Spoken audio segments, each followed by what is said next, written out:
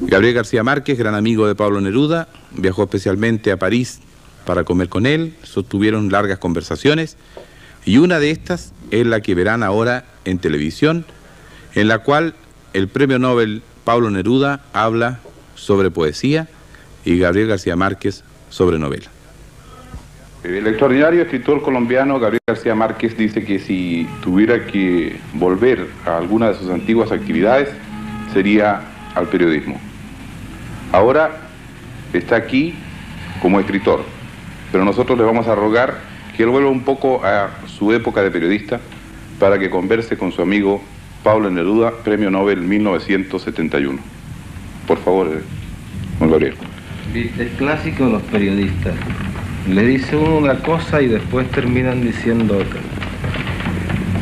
Yo lo que dije o lo que quise decir fue que a mí me gustaría volver al periodismo, pero sobre todo a ser reportero, porque tengo la impresión que a medida que uno avanza en el trabajo literario va perdiendo el sentido de la realidad. Y en cambio el trabajo de reportero pues tiene la ventaja que lo tiene uno todos los días en contacto con la realidad inmediata. Ahora, si eso sucede a un novelista, a mí me gustaría saber qué piensas tú, Pablo, cuando se trata de la poesía. Si la poesía te lleva cada vez más lejos de la realidad o te ayuda a interpretarla, a descubrirla. Bueno, en realidad el poeta tiene cierta tendencia a alejarse de la realidad viva, de la realidad actual, de la realidad viviente. Y sobre todo el poeta de los últimos años, después del comienzo de este siglo, después de Mallarmé, de los poetas más herméticos. Pero yo he envidiado, personalmente, la condición del novelista que tiene, de alguna manera o de otra, ese acceso directo al relato, a contar cosas que se ha abandonado en la poesía, que era una fuente de poesía cuando la poesía se llamaba, ya nunca más ha vuelto a tener ese apellido, poesía épica. Yo he tenido cierta tendencia a la poesía épica y he tenido siempre envidia de los novelistas que cuentan tantas cosas. Y si en algún escritor, y espero que me perdone todo el mundo y tú mismo de que estés aquí presente, se reúnen esa indagación o sumersión en la realidad viva y en la realidad mágica, uno de los novelistas que da el ejemplo en eso es Gabriel García Márquez, con quien estoy hablando en este momento. Bueno, fíjate que yo siento, no sé si es una cuestión de vocación o es un proceso de evolución que va uno sufriendo, pero yo tengo la tendencia verdaderamente a ir convirtiendo el relato, la novela, en poesía, casi en lo que estoy haciendo ahora y casi como una aspiración de mi trabajo, es el de encontrar más bien soluciones poéticas que soluciones narrativas. Ahora, lo que no sé es a dónde nos va a conducir toda esta conversación, porque es absolutamente falsa y hecha para la televisión, ¿verdad? No tan falsa como crees. Y yo, en muchas épocas de mi vida, yo me fui convirtiendo en mi trabajo, en todo lo contrario, en buscar el modo de contar algo, de contar cuentos. Y yo no le temo por lo demás a ninguna experiencia en ese sentido, porque cuando pensé que la poesía, cuando más se odiaba a la poesía, ya se odió a la poesía épica, a la poesía que contaba algo. Ya nadie trató de escribir como Homero el relato de un pueblo, ni como el Dante las luchas y las pasiones de gente que existían y que vivieron. Ya nadie lo quiso hacer más, y yo no le tuve miedo a eso, sin ser ni Homero ni Dante. Pero también se odió la poesía didáctica, la que enseñaba algo. Yo me propuse hacerlo, me propuse que se enseñaran a hacer cosas con mi poesía. El que tú vayas siendo arrastrado por tu propio temperamento y por tus propios cambios hacia la poesía, y yo lo pueda hacer hacia la novelística, son partes del desarrollo de un escritor, porque hay que meterse en todos los rincones y hay que hacerlo todo como un reporter, como tú decías. Ahora, pues entonces yo creo que nosotros podemos llegar, tú como poeta y yo como novelista, y en general los poetas como poetas y los novelistas como novelistas, podemos llegar a una coexistencia pacífica. Un acuerdo. En el sentido de que los poetas sean cada vez más narradores y los novelistas seamos cada vez más poetas, y no vayamos a pelear por eso, sino que todos seamos muy amigos y nos pongamos tan contentos como estoy yo ahora cuando te han dado a ti el premio Nobel, nos pongamos tan contentos los novelistas de que le dé el premio Nobel a un poeta, como espero que te pondrás tú contento cuando me lo den a mí, porque tengo la impresión de que como van las cosas y con todo lo que andas diciendo de mí, estás influyendo demasiado sospechosamente sobre la Academia Sueca.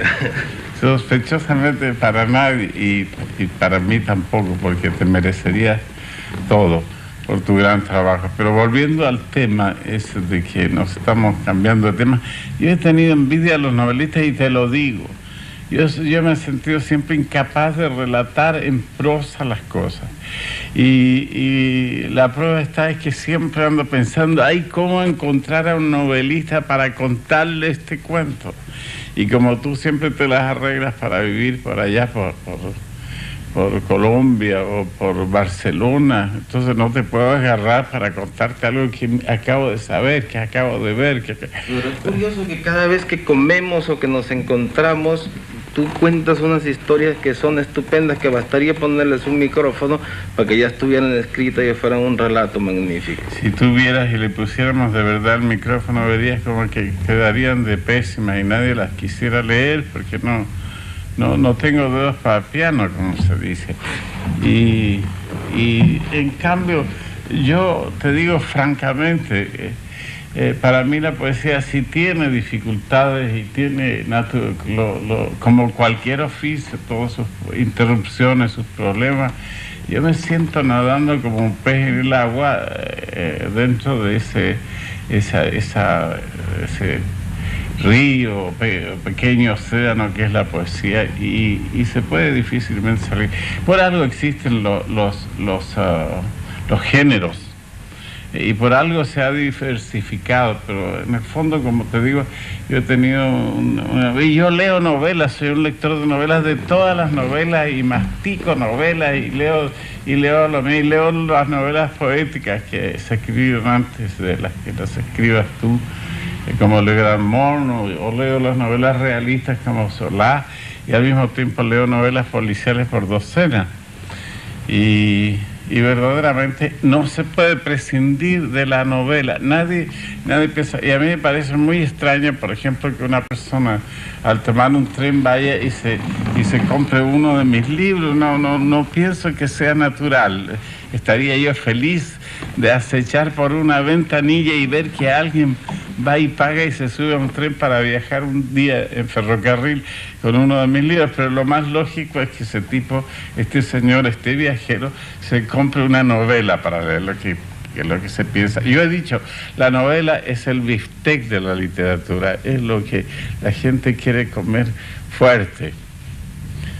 Bueno. ¿Y la poesía qué vendría siendo entonces?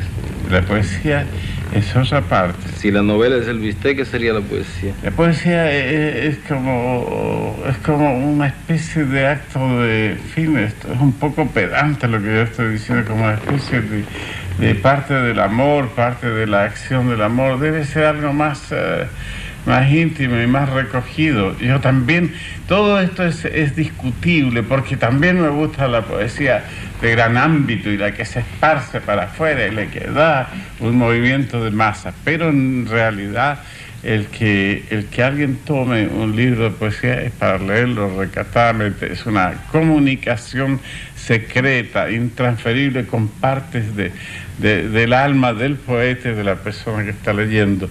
Y esa comunicación subjetiva existe y es verdadera, y la siente como una corriente eléctrica alterna o de la otra, la siente todo el mundo.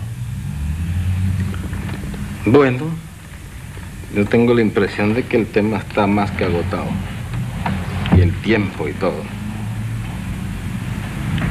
De manera que a ver cómo haces si nos sacas de esta conversación, porque las buenas conversaciones que hacemos con Pablo es cuando estamos solos y no están tantos periodistas y en tantos micrófonos y tantas cámaras. Pero yo tengo entendido que ustedes han estado comiendo como 3 o 4 noches seguidas, de modo que temas de conversaciones... Ya lo hemos agotado, ya no nos quedó nada para esta entrevista. Tal vez faltaría alguna motivación. Bueno, pero antes de que se nos acabe el tiempo, en realidad yo quería aprovechar esta oportunidad para mandarle al pueblo chileno, al gran pueblo chileno, primero mi felicitación por la merecidísima distinción que se ha hecho a un poeta chileno que para mí es el más grande poeta del siglo XX en todos los idiomas, y para mandar a ese mismo pueblo chileno mi sentimiento de solidaridad y mi gran alegría por la extraordinaria experiencia del Frente Popular.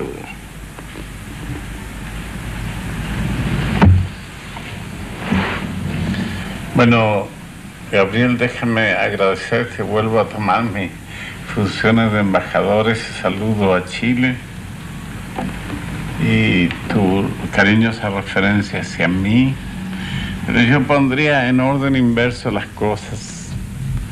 Para mí, yo felicitaría a mi país, primero por su gran acción y su decisión para transformar una parte de nuestro continente, para transformar, dar justicia, dignidad a mi país, a mi patria, a mi pueblo.